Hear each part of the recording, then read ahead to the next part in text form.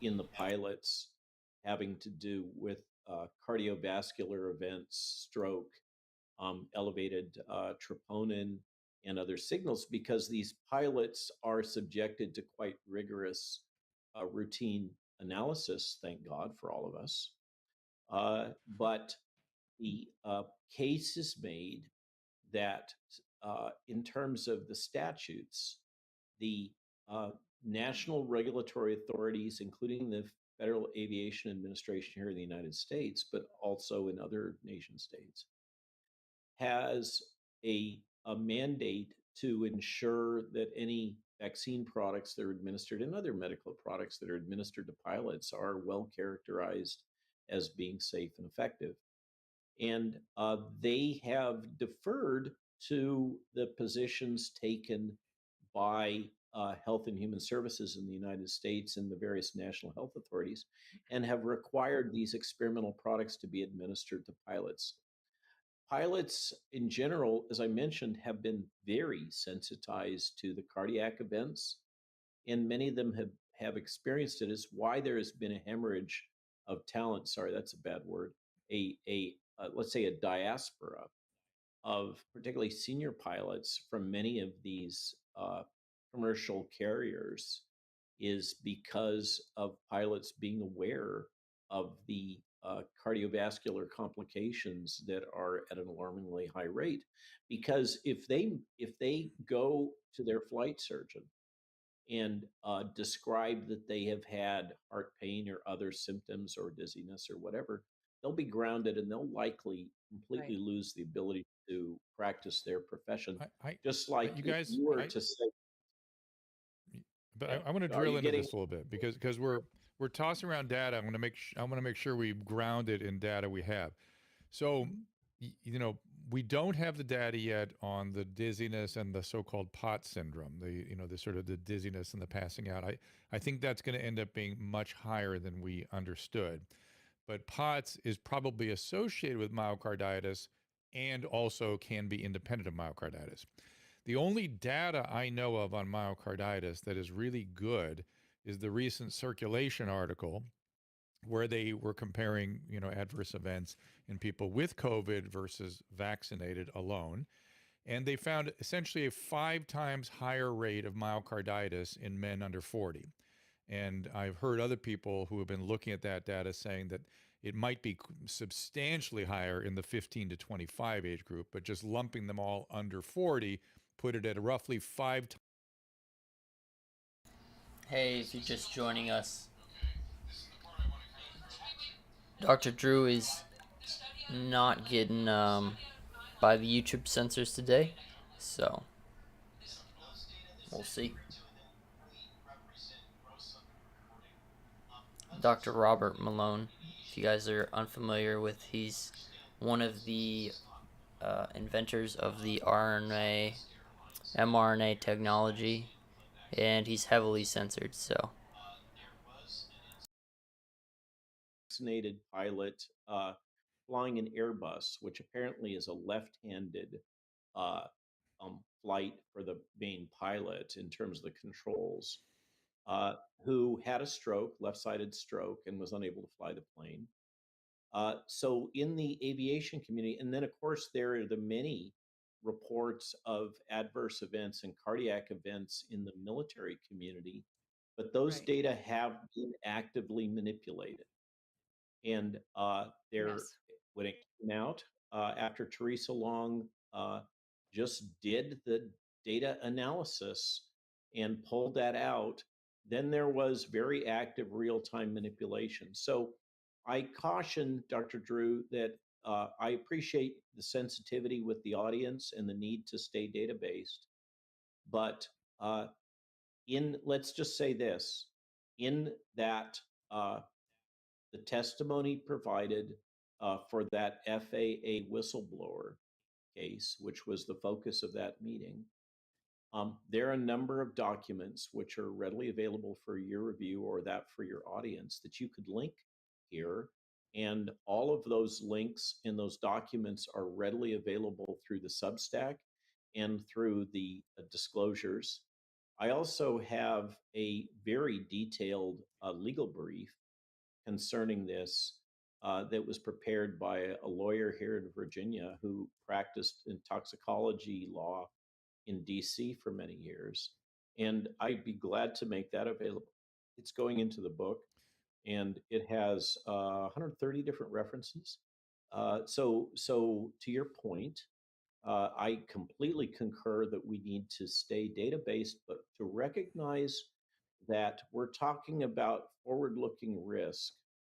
And the problem with relying exclusively on, quote, evidence based medicine involving these large data analyses, in which, by the admission of the CDC, they have been withholding data and have been reporting things in a way that is politically skewed, according to the New York Times.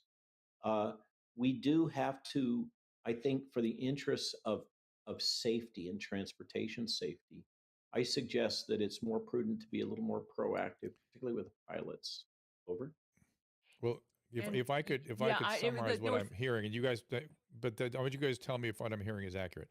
So we are slowly getting increasingly clear data about very isolated questions, which is how research works, right?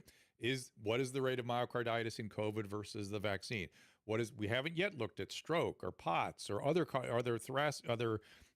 consumptive coagulopathies. We just don't have that data yet. And what I'm hearing you say, and I think this is true, is because there appears to be a protean range of problems that could affect particularly functioning, it is very relevant to somebody flying an airplane. May not be medically relevant necessarily. It may prove to be. We don't have that data yet, but it's certainly relevant to the safety of the 300 people on an aircraft when somebody has even a potential of an adverse event that could affect functioning in a real way. Is that about way to say it accurately? And that more information will be forthcoming.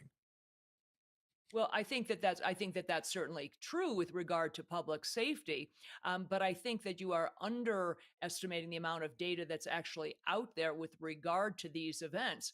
I was permanently banned from Twitter specifically for posting the sworn testimony of 3 career military physicians who looked retrospectively at the incidence of certain events, everything from pulmonary embolisms to Bell's palsy, and specifically myocarditis and pericarditis. And they compared those things to the incidents that occurred in calendar year 2021, actually only 11 months of it, and found these remarkable increases in the incidence of all of these things. Furthermore, I think, frankly, one of the most compelling bits of data is the study out of Thailand that was a prospective study. Yeah, they looked at 301 13 to 18-year-olds. They had not had COVID. They were negative for antibodies. They did extensive cardiac workups on these kids prior to vaccine. None of them had EKG abnormalities or lab abnormalities. And following vaccination, 29.4%, almost 30%, had cardiac abnormalities following vaccination. That is a prospective study. It doesn't get much better than that. So then I think when you tie it together to the idea that somebody is in charge of flying this bus that 300 people are sitting on. I'm with you. I get it. It's a big deal. And let me also, again, so people can conceptualize the frame here clinically. I'll let Dr. Malone talk in just a second. Which is, let me just push back a little bit by saying, because that's my job here, is to say that of those 20 to 30% of kids that got myocarditis, they all recovered. But let me say that if I saw a kid with myocarditis in 2018, that would be a dire medical emergency. These can have profound complications, Correct. And we don't know yet the long-term effects. So that's the context Correct. of all this. Dr. Malone. Can I comment on the all recovered? There's a lot of dissent about that thesis.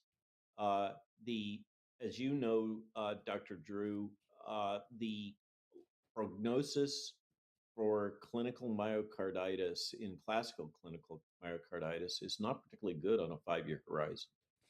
And that's right. We are, what I'm hearing from my clinical colleagues, Dr. McCullough is one great example, but many others, is that what they're observing in terms of the complications seems to be tracking more along the lines of classical clinical myocarditis. Mm. So I think we are there's a risk here of uh, minimizing the data and the import of the data because it's inconvenient to think otherwise. But we do have Kelly, I'm sure just because she was more focused on the recent data, didn't mention the Hmm. prior, I think it was the Hong Kong study in young males that gave us the initial rate of about 1 in 2,500 hospitalized myocarditis. Hmm. I Uh, remember that and too. that very comprehensive study. So I think I'm just struck by Dr. Victory's ability to succinctly summarize uh, in a way that I'm very aligned with, which is that in I I think that particularly in the case of these individuals that have the responsibility of hundreds of individuals, not the least of which is me flying on these tubes all the time, Yeah. to ensure safety. And there has been these ladies and gentlemen have been subjected to the same mandates as everyone else, and they and their flight surgeons, as well as in the DoD, are reporting um, what they perceive as clinically alarming outcomes in their patients, and we may not have that yet synthesized as a comprehensive analysis. And Dr. Drew, I hope that you have not been subjected to the environment that I have over the last couple of years. The ability to get anything published in that is at all controversial in the Yeah. I know. uh, they Listen, we can't even talk about it. That's why we're yeah here Right. today. We've been told, and Well, I at find the that very recent, reprehensible. And I so, but I always see my job is to sort of mix it up a little bit, so we do have debate, we do have just so people see that you can disagree, you can have different ideas. I actually totally agree with you about the pilots. That criticizing, mortifies me. well, But criticizing and let's. It's not just myocarditis we should be focusing on. I agree with you. There is no such thing as a yeah, quote mild case of myocarditis. Once you've scarred the heart yeah. muscle, it does not No, unscar, and it you was are it's a set up for dire heart emergency that failure, we're treating dyspnea. now. We treat Correct. it now like a like.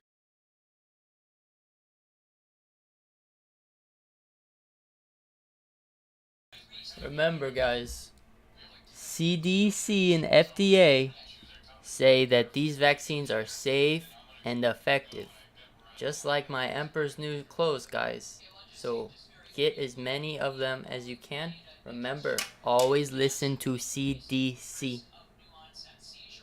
Onset seizures following Mm, vaccination. If I you look saw that. just at Yeah. if you look just at the VAERS data, and you comparing apples to apples, comparing incidence of new onset seizures following other vaccines, the new onset seizures following the COVID vaccines, as reported to VAERS, is 35.4 times higher than new onset seizures reported after any other vaccination. Now, whether or not just because something's reported to VAERS, everybody knows or should know that is not de facto evidence that the event is related necessarily to the vaccine. But when you say a 35 times increase in something, you better be seeing those red flags, and you darn well better What be you call doing a the deep signal. analysis. Yeah, it's what you call a signal. And if you're a physician, a scientist, one of the things you're supposed to look at is patterns and aberrations of that sort. So, it's not just myocarditis that will take a pilot down and possibly the airplane he's flying. Yeah. A new No, I get a it. seizure in the That's why cockpit it really also worries me. is kind of Yeah. right Oh, up there with bad yeah, things. I agree. significance of that Airbus report also is that seizure, stroke, myocarditis. There's a variety of other coagulopathies, and we haven't Mhm. even touched on the long-term consequences that my friend Dr. Ryan Cole has Oh, been geez. so resoundingly harassed for. He's lost his practice now. He's had to sell his practice because of speaking out. He's an enormously competent, skilled, well-trained pathologist. And we see these very odd blood clots, and he has come up with some uh, histopathology diagnostic criteria for that. But the observations again are anecdotal at this point, and I don't wish to be alarmist, as none of us do. But Yes. The pathologists, the uh, oncologists, and the oncologic surgeons are increasingly reporting an anecdotal observation. Maybe it's biased because there's a suggestion now of watching for these things, but the number of mitoses in a high-powered field in a pathologic slide is not something that is a figment of one's imagination. Right. And there Right. does seem to Right. be the rise in a number of these other diagnoses that I think we have to keep careful watch on. But we wanted to talk. You wanted to talk about the cardiac events and the pilots, and I suggest that what you might want to do if this gets archived is to provide the link to Yeah, we'll get the those links. various We will get the links. Yeah. and Kelly, I'm going to rely on you let them to send that to us. Yeah, I will. let The them other I'm people just happy have to. to, but their own in the assessment. remaining minutes, what's so extraordinary about all this, and it's pertinent to the pathologist you're just talking about, is what the hell happened to us?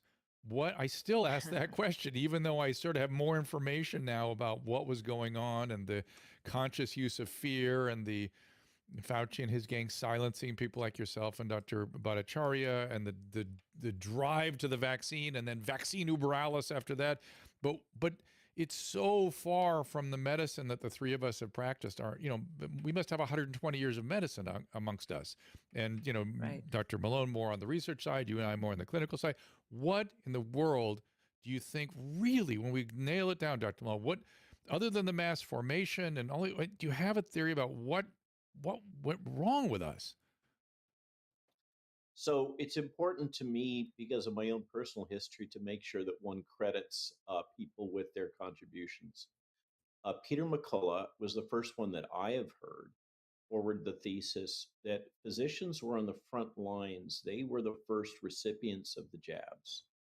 And with that, they kind of psychologically had buy-in to the safety and effectiveness because they had accepted these. There are clearly multiple financial drivers that are creating conflicts of interest, not the least of which, we're all, gently put, more senior than the majority of physicians, and the vast majority of younger physicians these days are non-US born. I'm saying this gently. And this is just a fact of medical schools now. And medical schools now are very focused on training to protocol. So we grew up in an era Yep. which we were I agree. trained to be kind of Think. investigative intellectuals, yes, exactly, and to solve problems. Those of you that are internists, not so much surgeons. Sorry, I didn't say that. But Yeah, but surgeons are still allowed to improvise in the surgical field, and I noticed they were doing more improvising during COVID than anyone else. well, I'll tell you who has been at the forefront, paradoxically, of the early treatment has been the primary care docs and the integrative medicine people. They have turned out to be the heroes here. They've been willing to experiment to try to keep their patients out of the hospital. The hospitalists, I think it's important for the public to understand that the vast majority of our peers no longer operate as sole entrepreneurs, private entrepreneurs running their own practice. Right. They are employed by large corporations, and those large corporations are not managed by physicians anymore. They're managed by MBAs and accountants and such like. That's right. And they're told what to do and when to do it. And if you don't toe the line, you can don't let the door hit you in the bum on the way out. Yep. And that's kind of been the way things have gone. And for those of us, and my heart goes out to the younger physicians that are. I mean, I graduated with 200 or $300,000 in debt, and I got it paid off in my 50s. These poor souls are coming out with mega debt. They're trying to start young families. They're in a wicked economic environment. They're forced to go work for big corporate America Right. and do Mm-hmm. what they're told and toe the line. And if they don't, they're out on their bum with a Yep. massive debt This is what load I thought. uh, Yep. and compromising their families and the reproductive prospects and their entire career. I mean, Paul Merrick has the chapters in my book from folks like Paul Merrick are just heartbreaking. Mm. These Hmm. various kind of interrogation committees that are set up in hospitals to reinforce whatever the party line is, and our Mm-hmm. poor physician colleagues that are coming up, they're faced with a world in which they're expected to follow rigid protocols, including the protocols that are promoted now by the not organizations which traditionally have had no role in setting medical Right. standards and still That's have no right. role in setting medical standards. They have no role in establishing community standard of care. And but we have uh, I'm going to say the word emasculated. It's I'm not saying that in a gender biased way. Right. Yeah. As a Yeah. community by these corporate overlords, and we're not allowed to practice medicine. And so the bright, the light at the end of the tunnel, maybe it's the train coming at us, is the movement now back by many to go back into a more private practice environment Yeah. and kind of I tell the hope. corporation no. And I hope. to this to touch on this a little bit, understand this same thing is happening all over the Western world. Okay, same Mm. exact Right. thing. It's not just the United States. Okay, I travel a lot, Mm-hmm. and colleagues of mine in Italy have created a new organization called Hippocrates, and they're busy doing training for despecialization of physicians Mm. so that those Wow. that are coming out of hyper specialized environments are now gaining the skills, and they have mentoring programs and other things so that they can start providing direct care, primary care to patients on a, often a fee for service basis, these new models that are coming out.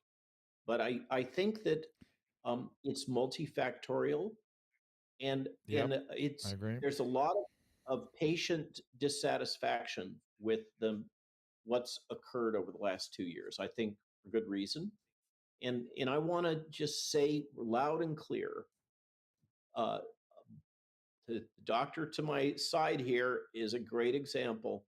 We have many great physicians that have spoken the truth and continued to provide old school medical care. They have been subjected to all kinds of enormous pressures to not do this. Uh, Unbelievable. It's unbelievable. and yet Yeah. they've still done it. And Yeah. Yeah. it's not And the entire profession that's some. corrupted. Many good people. Yeah. Yeah, I will just say Well, in addition, that was my fear too. Was this commercialization or sort of employization of physicians. On top of that, there is a centralization of decision making, while medicine has always been all about the decentralization of one physician and one doctor, one patient making the best decisions on behalf of that patient. And we've taken that away and put it way up high somewhere where we did it with insurance companies, we've done it with hospitals, now we've done it with employment-based medicine, and we're done it with public health. We've done it everywhere. And frankly, I for one, am disgusted and had enough of it myself. That's one of my big lessons from COVID. Kelly, I'll give you last thought. You guys, I've got to wrap this up. Kelly? Yeah, well, I was just going to say one of the saddest things to me. I just got an flyer from UC Berkeley saying that this coming school year they're going to require masks for all people who have not received a Oh, flu vaccine.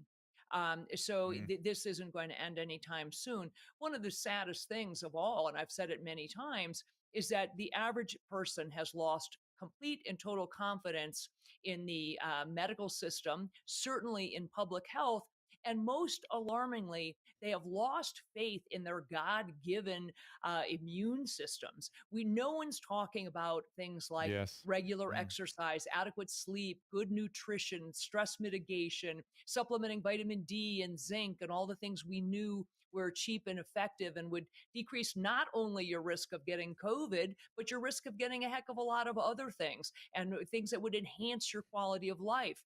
We now, I fear, have fomented a generation or two or more of people who honestly believe they should have fear of being around others, that it's not safe to be in large spaces, that masks do something appreciable to stop the spread of respiratory viruses, that your best bet is to hide in the basement, bathe in Purell, and hope to heck they launch another vaccine program. And that's a tragedy. And somehow we have got to get. And hopefully conversations like this. Wow, what a conspiracy theorist. No, no, no, no. Exercise? No, no, no, no, no. Vitamins? No, no, no, no, no, no, no. No, no, no, no, no. Amen. I want to vote for that woman to be head of the AMA. I was going to say And the same It made him thing. so happy. it's a pleasure. No, she always nails it. I don't know, I'm just grateful that she's kind of come into the world of all of us that are talking, and I hope that at some point we get a chance to meet in person and perhaps do some speaking engagements together, because I'm just really struck by her coherence and her Yep. honesty Yep. and her passion. And just like Dr. McCullough, she is very grounded in the literature, and I'm just ecstatic to have been here. And thank you for the opportunity. And we'll Thanks for certainly bring joining you us. back. Dr. Victory will re-invite you if any time, because there's many more topics we can continue down the. There's so much more to talk about here. I felt like, this could have easily been 3-4 hours, but I'm trying to sort of craft it in such a way that we, do an hour and a half and leave people with something to think about. And Kelly, if we can put up those links, I think that'd be a great idea. Yeah, and come Absolutely, back I'll soon. send Yes, those Dr. to you. Malone, thank you for being here. Really appreciate your thoughts and your candor and carrying the torch. You've been carrying the crucible for quite some time, and it's not easy. We've been scrutinized. I'm very, my position.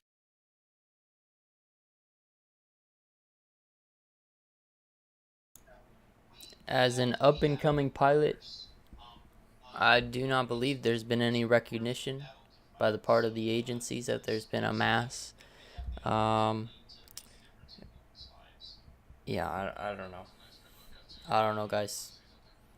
All these people saying there's all this myocarditis in pilots and stuff. Where's all the planes falling from the sky, huh? Why? Why are you spreading this information? Censorship, and because I understand why YouTube and Twitter, what their motivations are to deplatform people that they believe are harmful, but I also believe that that is a terrible thing that almost always backfires, because to anybody who even slightly questions authority, a cover-up is always worse than the crime itself. So do you think that banning you has actually had the effect of worsening the conspiracy theories by making people imagine that something is much worse is happening that's being covered up than what the truth is? Let's park this, because this is another hour-long discussion. It's a big about topic. It's a big topic. Yeah. But I like I'll that. be back next I week. like that. Go ahead, Dr. Malone. I just suggest that you're a little bit naive, my friend. The data are coming out quite clear that the U.S. government has been directing these actions. And let's save that for the next time we all come together. Good idea. Let's do that. Good And cliffhanger. I like, though, that I like that Caleb also framed it in a statement, which is that when you don't expose the truth, you do get a Streisand effect. You do get more conspiracy theorists. That's a fact. Right. However, one thing I am learning from all of this, all of my confusion about what was happening, there is a story. There's a story that's evolving. We heard Dr. McCullough tell it. We heard Dr. Malone tell it. Dr. Victory's been beating that drum for quite some time. And it's just kind of almost unbelievable for me, as someone who had faith in the CDC and Dr. Fauci my entire career. Some of this decision making and how they were influenced and their rush to scare everybody, and the vaccine uberalis and the safety uberalis policies were just so bewildering. But here we are. So we will leave it at that. We will come back and we will start with the conspiracy theories when we return, guys. Thank you so much for being here, both of you. And Kelly, we'll see you next Wednesday. Who is it next Wednesday, Susan? You will. It's Paul Alexander. Paul Alexander next right? Wednesday. So make sure you get in touch with me about Matthias. Done and done, my We will friend. Thank follow you, up on guys. that. And for everyone else, sorry there were no time for questions on the Twitter Spaces, but I think we answered lots of questions without actually having any. So let's leave it at that, and we'll see everyone next. I'll see people tomorrow for a Q&A. I'll just answer questions that people have. Dr. Malone, just waving goodbye. Not without your hand up, just waving goodbye. And Dr. Kelly back next Wednesday. We'll see you then. Ask Dr. Drew is produced by Caleb Nation and Susan Pinsky. As a reminder, the discussions here are not a substitute for medical care, diagnosis, or treatment. This show is intended for educational and informational purposes only.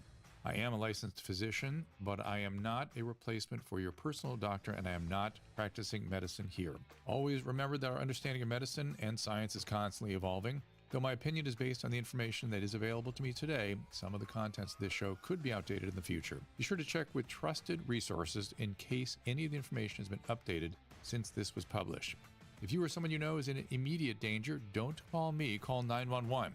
If you're feeling hopeless or suicidal, call the National Suicide Prevention Lifeline at 800-273-8255. You can find more of my recommended organizations and helpful resources at drdrew.com/help.